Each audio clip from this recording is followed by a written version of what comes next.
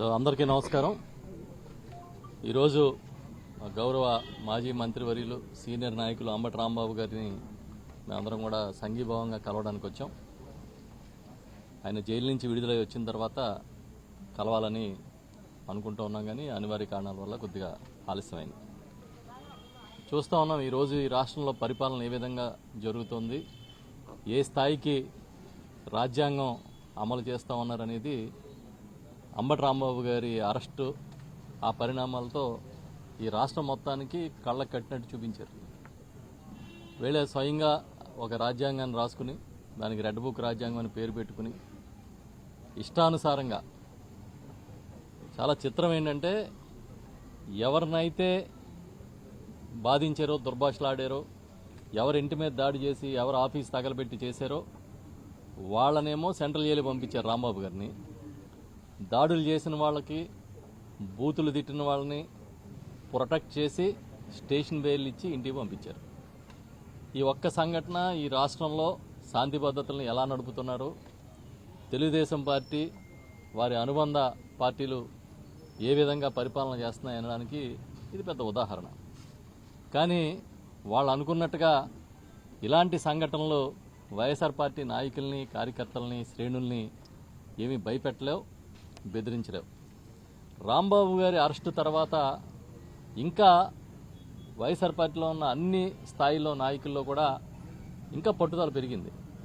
ఏమవుతుంది, మహా అయితే కేసులు పెడతారు, జైలు పంపుతారు, ఇళ్లు తగలబెడతారు, ఇంకా ఇంకా ఎక్కువైతే ప్రాణాలు తీసేదానికి కూడా సిద్ధమవుతారు.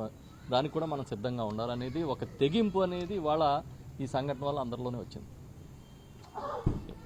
ఇవాళ ఇంట్లో మహిళలు ఉన్నారు, పిల్లలు ఉన్నారు, కనీసం సంస్కారం కూడా లేకుండా స్వయంగా స్థానిక ఎమ్మెల్యే జనాలను వేసుకొచ్చి దాడులు చేస్తే వాళ్ళకి మద్దతు ఇస్తున్నారంటే ప్రభుత్వంలో ఉన్న పెద్దలు, చంద్రబాబు నాయుడు గారు కావచ్చు, మొత్తం ఇవాళ ఒక ముఖ్యమైన మంత్రిగా మొత్తం వ్యవస్థలు నడుపుతున్న లోకేష్ గారు కావచ్చు, లేదంటే ఇంకా ఆ పార్టీలోని ముఖ్యమైన నాయకులు అవ్వచ్చు, వీళ్ళందరూ చాలా తెగబడి మనం ఏం చేసినా చెల్లుబాటు అవుతుందనే కార్యక్రమం చేస్తూ ఉన్నారు.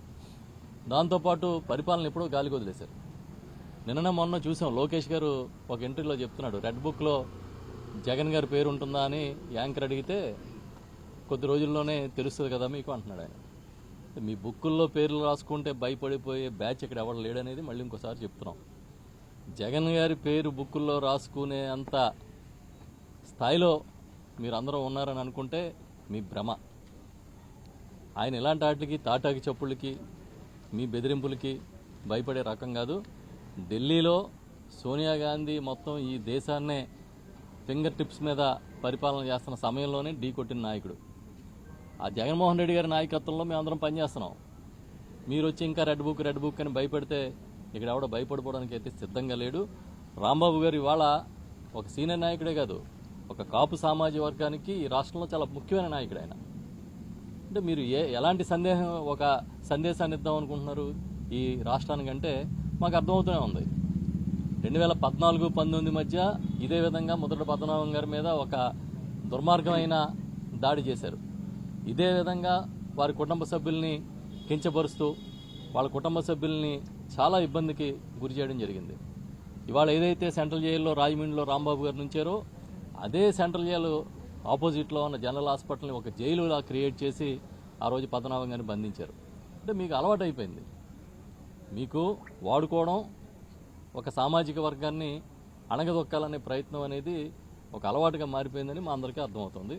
తప్పకుండా ఈ పరిణామాలన్నీ ఎలా ఉండబోతాయి, మీరు చేసే వాటికి ఎవరన్నా భయపడతారో లేదో అనేది మీకే తెలుస్తుంది త్వరలో. మళ్ళీ చెప్తున్నాం, ఇలాంటి సంఘటనలు వైఎస్ఆర్ పార్టీని ఇంకా బలోపేతం చేస్తా కానీ తగ్గించావు. తర్వాత కొంతమందిని కెలక్కండా ఉంటే మంచిది. అలా కెలక్కండా ఉండాల్సిన కేటగిరీలో రాంబాబు గారు ఉంటారు.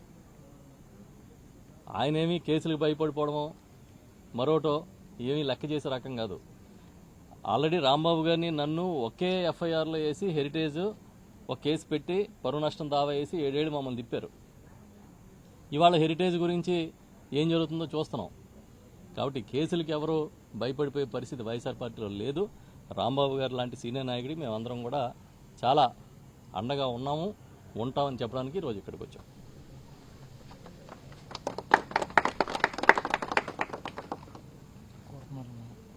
కదా నీకు నువ్వు స్టార్ట్ చేస్తున్నావు, ఈరోజు చాలా రోజుల తర్వాత సవరిస్తున్నావు. అంబటి రాంబాబు గారిని పరామర్శించి ఆయనకి జరిగినటువంటి అన్యాయం ఆయన మీదే కాకుండా వ్యక్తిగతంగా ఆయన కుటుంబ సభ్యుల మీద, ఆడపిల్లల మీద, ఇంటి మీద, ఆఫీస్ మీద దాడి చేయటం, పైగా ఆ దాడి చేసినటువంటి వ్యక్తుల్ని వదిలేసి ఆయన కనుక ప్రాంతంలో ఉంటే ఆయనకే ప్రాణానికి ఇబ్బంది ఉంటుందని చెప్పి పోలీసు మా వల్ల కాదు కాబట్టి ఆయన జైల్లో పెట్టమని చెప్పి కోర్టులో కేసులు పెట్టి ఆయన జైలుకి పంపించినటువంటి పరిస్థితి. ఈరోజు ఈ రాష్ట్రంలో వైఎస్ రాజశేఖర రెడ్డి గారితో పాటు ఆయన శిష్యుడిగా లేకపోతే ఆయన అంటే ఇష్టం ఉన్నటువంటి వ్యక్తిగా ఆయనతో పాటు ఆయన కష్టాల్లోనూ ఆయన సుఖాల్లోనూ ఆయన అధికారంలో లేనప్పుడు కూడా పదవి ఉన్నా లేకపోయినా కాంగ్రెస్ పార్టీలో ఆయనతో పాటు నడిచినటువంటి వ్యక్తి అంబటి రాంబాబు గారు. ఆయన మరణం తర్వాత ఆ కాంగ్రెస్ పార్టీని వదిలేసి జగన్మోహన్ రెడ్డి గారు బయటకు వస్తే, జగన్మోహన్ రెడ్డి గారు అడుగు బయటకు వేస్తే ఆయన అడుగుతో పాటు ఇంకో అడుగు పడిందంటే అది అంబటి రాంబాబు గారు. ఎన్ని కష్టాలు వచ్చినా, ఎన్ని ఇబ్బందులు వచ్చినా జగన్మోహన్ రెడ్డి గారికి అండగా ఉంటూ ఆయన తరపున ఆయన చెప్పాల్సినటువంటి వాయిస్ని ఆయన ద్వారా ఆయన తీసుకున్నటువంటి ప్రతి నిర్ణయాన్ని ప్రజలకి చెప్పేటువంటి వ్యక్తుల్లో అంబటి రాంబాబు గారు ఆ వైఎస్ఆర్ కాంగ్రెస్ పార్టీ స్థాపించినటువంటి వ్యక్తుల్లో ఆ 10 మందిలో అంబటి రాంబాబు గారు ఒకడు. ఆయన ఎప్పుడు కూడా ఒక వ్యక్తిని దూషించటమో, లేకపోతే ఒక వ్యక్తిని కించపరిచి మాట్లాడటమో, లేకపోతే ఒక వ్యక్తిని బూతులు తిట్టినటువంటి సంఘటనలు మనం చూడాల. చాలా మర్యాదగా, చాలా పద్ధతిగా వారు వీరు అంటారు, గౌరవించేటువంటి భాషలోనే ఆయన మాట్లాడతారు. ఆయనకి ట్రాప్లోకి లాగాలని చెప్పి ఒక నీచమైనటువంటి బ్యానర్ జగన్మోహన్ రెడ్డి గారి మీద కట్టి తిరుమల లడ్డూ గురించి ఆయన గుడికి వెళ్లి ఆ బ్యానర్ తీయమని చెప్పి ఆ బ్యానర్ దగ్గర ఆగి ఆ ముందు రోజు మాట్లాడితే ఆయన వచ్చే దారిలో కర్రలు పట్టుకుని కొంతమంది చిల్లర మోకని పెట్టుకుని అంబటి రాంబాబు గారిని అమ్మనా బూతులు తిట్టిస్తే ఆయన ఆవేశంతో వీళ్ళందరూ ఎందుకు ఆయన్నే రమ్మనమని చెప్పి చంద్రబాబు నాయుడు గురించి మాట్లాడిన మాట వాస్తవం. అయితే ఇంటికి వచ్చి రియలైజ్ అయ్యి ఆయన ఏం చెప్పాడు, నేను ఆవేశంలో తప్పుగా మాట్లాడి ఉండాల్సింది కాదు, కాబట్టి ఆవేశంలో మాట్లాడాను, కాబట్టి ఆ మాటలు వెనక్కి తీసుకుంటున్నానని చెప్పి అపాలజీ చెప్పాడు. అయినా కూడా ఏదో అంబటి రాంబాబు గారి ఇంటి మీద దాడి చేస్తే ఈ రాష్ట్రం ఉన్నటువంటి వైఎస్ఆర్ కాంగ్రెస్ పార్టీ మొత్తం తీసేస్తారనుకున్నారా జగన్మోహన్ రెడ్డి గారు? ఎట్టి పరిస్థితిలో తీడు. ఏ కార్యకర్త కూడా వెనక్కి తగ్గేటువంటి పరిస్థితి లేదు. దాడి చేయటం కాకుండా ఇంట్లో ఆడవాళ్ళని బూతులు తిట్టడం, ఆడవాళ్ళు ఉన్నటువంటి ఇంటి మీద దాడి చేసి కార్లు పగలు కొడతాం, ఇల్లు పగలు కొడతాం, ఆఫీస్ పగలు కొడతాం. ఈ చేతగాని పోలీసులు దగ్గరుండి కాపలాగా ఉండి ఇవన్నీ కూడా చేయించినటువంటి కార్యక్రమాలు. ఆయన అరెస్ట్ చేసి జైల్లో పెట్టారు. ఇప్పుడు ఏమైంది? 18 రోజుల్లో ఆయన బయటకు వచ్చాడు. ఈరోజు వైఎస్ఆర్ కాంగ్రెస్ పార్టీలో కానీ రాష్ట్రంలో కానీ ట్రెండింగ్లో ఉన్నటువంటి సూపర్ హీరో ఎవడంటే అంబటి రాంబాబు గారు. ఆయన్ని మా పార్టీలోనూ ఈ రాష్ట్రంలోనూ ఆయనకున్నటువంటి ఆయన ఒక 40 సంవత్సరాలు 30 సంవత్సరాలు సంపాదించుకున్నటువంటి ఇమేజ్కి 3 ఇంతలు ఇమేజ్ తెచ్చిపెట్టారు ఆయనకి. కాబట్టి మీరు ఇంత దుర్మార్గంగా వ్యవహరిస్తున్నా కూడా, మీరు అప్రజాస్వామ్య పద్ధతిలో వైఎస్ఆర్ కాంగ్రెస్ పార్టీని అణచివేయాలని చెప్పి ప్రయత్నిస్తున్నా కూడా, మీరు జైల్లో పెట్టినటువంటి ఏ వ్యక్తి కూడా రాజకీయాలు వదిలేసి పారిపోలేదు. ఇది గుర్తుపెట్టుకోండి. ఏ వ్యక్తి కూడా తగ్గేటువంటి పరిస్థితి లేదని చెప్పి ఇంకా బలంగా జగన్మోహన్ రెడ్డి గారికి మద్దతుగా మిమ్మల్ని ఎండగట్టేటువంటి కార్యక్రమాలు తీసుకుంటున్నారు. మీ ఎర్ర బుక్కులకి, మీ పసుపు బుక్కులకి ఇక్కడ భయపడేవాడు ఎవడో లేడన్నదే గుర్తుపెట్టుకోవాలి. నిన్న లోకేష్ చెబుతున్నాడు, జగన్మోహన్ రెడ్డి గారి పేరు రాశారా అని అడిగితే, జగన్మోహన్ రెడ్డి గారి పేరు ఉందో లేదో మీ త్వరలో తెలుస్తుంది. మీ మామయ్య బాలకృష్ణ గారి డైలాగ్ ఒకటి ఉంటుంది, నాకు నువ్వు ఎదురొచ్చినా నీకే ప్రమాదం, నేను ఎదురొచ్చినా నీకే ప్రమాదం. అలాగే ఆ బుక్లో నువ్వు లోకేష్ నువ్వు జగన్మోహన్ రెడ్డి పేరు రాసినా నీకే ప్రమాదం, లేకపోతే జగన్మోహన్ రెడ్డి గారు ఏదైనా బుక్లో నీ పేరు రాసినా నీకే ప్రమాదం. కాబట్టి జగన్మోహన్ రెడ్డి గారిని తక్కువ చేసో, జగన్మోహన్ రెడ్డి గారిని భయపెట్టో, జగన్మోహన్ రెడ్డి గారిని నైతికంగానో లేకపోతే అబద్దాలు చెప్పో దెబ్బతీయాలన్నటువంటి మీ కుట్రలు శాశ్వతంగా ఫలించవు. ఏదైనా ఒక ఎన్నికల్లో ఫలిస్తాయి. అదేవిధంగా అంబటి రాంబాబు గారు లాంటి స్వచ్ఛమైనటువంటి నికార్స్ అయినటువంటి వైఎస్ఆర్ కాంగ్రెస్ పార్టీకి, జగన్మోహన్ రెడ్డి గారి కుటుంబానికి అండగా ఉన్నటువంటి వ్యక్తుల్ని మీరు ఇబ్బంది పెట్టడం వలన భవిష్యత్తులో దెబ్బకు దెబ్బ మీరు కూడా ఇటువంటి ఇబ్బందులను ఫేస్ చేయాల్సినటువంటి పరిస్థితి తప్పకుండా ఉంటుంది. వాటన్నిటినీ తట్టుకొని నిలబడగలమన్నటువంటి శక్తి సామర్థ్యాలు కనుక మీకున్నాయంటే రండి, దమ్ముగా వచ్చి మమ్మల్ని ఏం చేయాలనుకుంటున్నారో రాంబాబు గారినో నన్ను లేకపోతే మాట్లాడే వాళ్ళని ఏం చేయాలనుకుంటున్నారో చెయ్యండి. అయితే పక్కాగా ఒకటైతే చెబుతున్నాను, జగన్మోహన్ రెడ్డి గారు ఇక్కడ ఉన్నది మీ పిరికి చేష్టలకి మీ ఉడత ఊపులకి బెదిరేటువంటి ప్రసక్తి ఉండదు. 2029లో జగన్మోహన్ రెడ్డి గారు మళ్లీ ముఖ్యమంత్రి అవుతాడు. మేమందరం జగన్మోహన్ రెడ్డి గారికి అండగా ఉంటాం. మీరు ఎన్ని ఇబ్బందులు పెట్టినా, మీరు ఆఖరికి జైల్లో పెట్టినా, మమ్మల్ని ఏం చేసినా కూడా మేమైతే వెనక్కి తగ్గేటువంటి పరిస్థితి లేదు. జగన్మోహన్ రెడ్డి గారు ఇచ్చినటువంటి ప్రతి పిలుపుకి స్పందిస్తాం. ఆయన చెప్పినటువంటి ప్రతి కార్యక్రమానికి మేము ముందుంటాం. ఇటువంటి పిచ్చి చేష్టలు మానేసి కల్తీ పాలు తాగి రాజమండ్రిలో చనిపోయారు ఎంతమంది? 7. టపాకాయలు తయారు చేస్తా కాకినాడ వేటపాలెంలో 21 మంది చనిపోయారు. శ్రీకాకుళంలో మంచినీళ్లు తాగి కల్తీ అయ్యి అక్కడ చనిపోయారు. మీకు సిగ్గు శరం ఉంటే ఇది చూసుకోండి.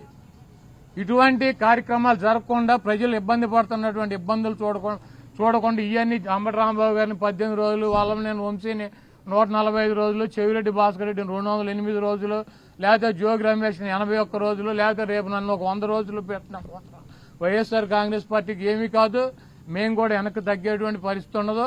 మిమ్మల్ని ప్రజల్లో ఎండగట్టడం ఖాయం. రేపు జగన్మోహన్ రెడ్డి గారు ముఖ్యమంత్రిగా ఈ రాష్ట్రంలో అధికారంలోకి వచ్చిన తర్వాత ఈ కార్యక్రమాలు చేసినటువంటి అధికారులను గాని, వాళ్ళకి తొత్తులుగా పనిచేసి మా ఇళ్లు పగలగొట్టించినటువంటి అధికారులను గాని, వాళ్ళకి అడుగులకు మడుగులు ఎత్తి ఫిజికల్ గా అంబటి రాంబాబు గారు లాంటి ఎక్స్ మినిస్టర్లని ఫిజికల్ గా అరెస్ట్ చేయాలన్నటువంటి వ్యక్తులు కానీ ఎవరిని వదిలిపెట్టేటువంటి పరిస్థితి ఉండదు.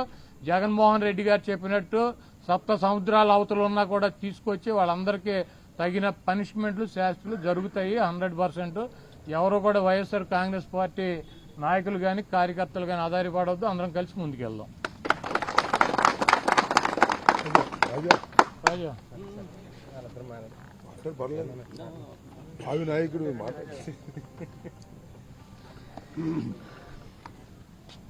పత్రికా సోదరులందరికీ నమస్కారం. గడిచినటువంటి ఈ 2 సంవత్సరాల కూటమి ప్రభుత్వ పాలనలో పూర్తిగా పరిపాలన అనేటువంటిది గాడి తప్పింది. ఎవరైతే ఈ ప్రభుత్వం చేసేటటువంటి తప్పుల్ని వేలెత్తి చూపిస్తారో వారి గొంతుని ఏ రకంగా నొక్కేయాలనేటువంటి దాంట్లోనే పూర్తిగా నిమగ్నమై ఉన్నారు మొత్తం ప్రభుత్వ యంత్రాంగం కానీ, లేకపోతే ముఖ్యమంత్రి దగ్గర నుంచి మొదలుపెట్టి అందరూ కూడా. ఇవాళ అంబటి రాంబాబు గారు ఈ ప్రభుత్వం తాలూకా తప్పుల్ని వేలెత్తి చూపిస్తున్నారు. ఉదయం లెగిస్తే ప్రభుత్వంలో జరుగుతున్నటువంటి తప్పుల మీద మాట్లాడుతున్నాడు, ఆయన ప్రశ్నిస్తున్నాడు అనేటువంటి ఒకే ఒక్క ఉద్దేశంతో ఆయన్ని ఏదో రకంగా భయభ్రాంతులకు గురి చేయాలి, ఆయన్ని కృంగదీయాలి మానసికంగా అనేటువంటి ఆలోచనతోనే ఇవాళ వారి ఇంటి మీద దాడి చేసి ఇంట్లో ఉన్నటువంటి వస్తువులన్నింటినీ కూడా పగలగొట్టి కారులకి నిప్పు పెట్టినటువంటి పరిస్థితులు మనం చూసాం.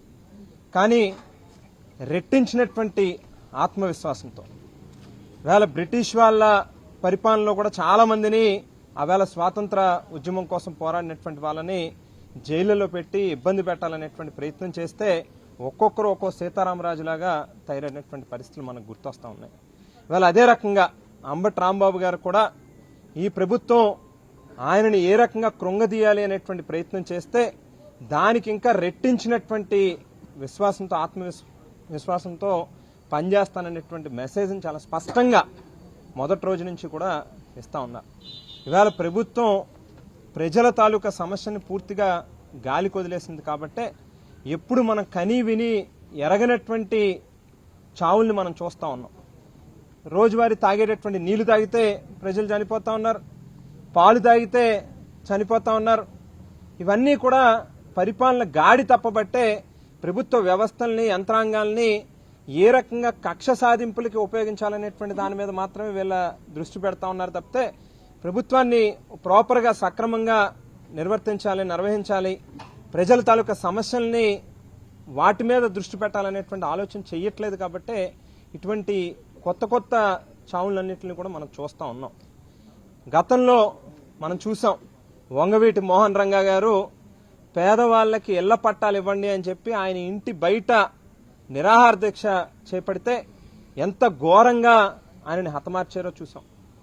ముద్రగడ పద్మనాభం గారు ఆవేళ వారి సొంత ఇంటి దగ్గరే, వారి ఇంట్లోనే నిరాహార దీక్ష చేపడితే ఏ రకంగా ఆయన ఇంట్లో ఉన్నటువంటి ఆడవాళ్ళని రోడ్ల మీదకి ఈడ్చుకొచ్చి పచ్చి బూతులు, మనం మీడియాలో చెప్పలేనటువంటి మాటల్ని ఆవేళ తిడుతూ ఆయన్ని ఈడ్చుకెళ్ళినటువంటి పరిస్థితులు మనం గమనించాం.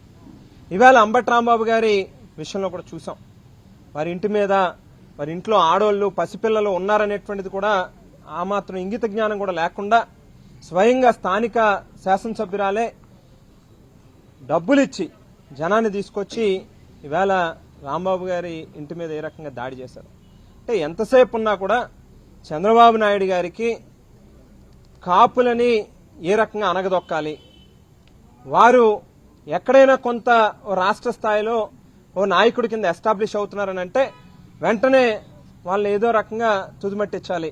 వాళ్ళ అంబటి రాంబాబు గారి మీద జరిగినటువంటి సంఘటన కూడా ప్రత్యక్షంగా పోలీసుల సమక్షంలోనే 100 మంది పోలీసులు ఇక్కడ ఉండి కళ్ళు అప్పగించుకుని ఏదో సినిమా చూస్తున్నట్టుగా రాంబాబు గారిని చంపేయాలి అని చెప్పి ఇక్కడికి వచ్చినటువంటి వాళ్ళకి కోఆపరేట్ చేయడానికి, వాళ్ళని సెక్యూర్ చేయడానికి వచ్చినట్టుగానే ఉన్నారు తప్పితే ఎక్కడా కూడా రాంబాబు గారిని ప్రొటెక్ట్ చేయాలి, వాళ్ళ ఇంట్లో ఉన్నటువంటి ఆడవాళ్ళని ప్రొటెక్ట్ చేయాలనేటువంటి పరిస్థితి చూడలేదు. ఎందుకనంటే ఏదో 10 నిమిషాలు పావుగంట జరిగితే అనుకోవచ్చు, దాదాపు 5-6 గంటల పాటు ఒక షో రన్ అయింది ఇక్కడ.